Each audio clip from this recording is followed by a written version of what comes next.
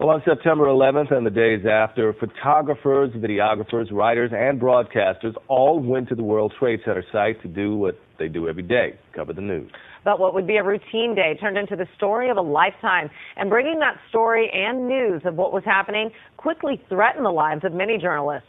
Tamsin Fidel went behind the lens with the journalists documenting the events of that day. It's a day we will never forget. From the stories of the victims to the heroic efforts of the rescue workers to the survivors. And until now, one man has remained silent about 9/11. Nobody's seen these images. Anthony Fioranelli is a veteran freelance photojournalist who's been covering news events in and around New York City for the past 16 years.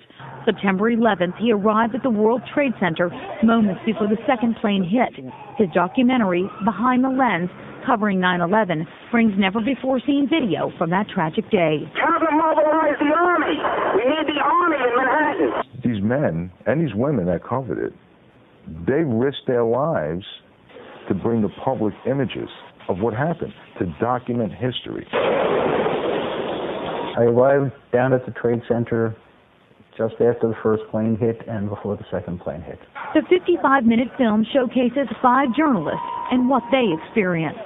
So as I'm going down, the second building is collapsing. I turn around and there's this debris cloud coming at me, and I'm actually racing towards the debris cloud. We've seen what nobody should see. One of the photographers was buried above his head and had to dig himself out. I was buried down there on probably about 8 feet of rubble, I would say, because I had my hands fully extended and I couldn't get out. It's compelling video. It's heart-wrenching video. It tells a story about how journalists had to suffer covering it and how they feel today. I run into 90 West Street and I dive into the lobby. Things are falling from the ceiling, concrete and whatever else fell around me. And I'm curled up in a ball and I'm just waiting for it to end. What's going through your mind? Am I going to die? Is this it? Each and every one of us were participants in a small way in ensuring that history will continue to tell the stories of tremendous loss, incredible bravery.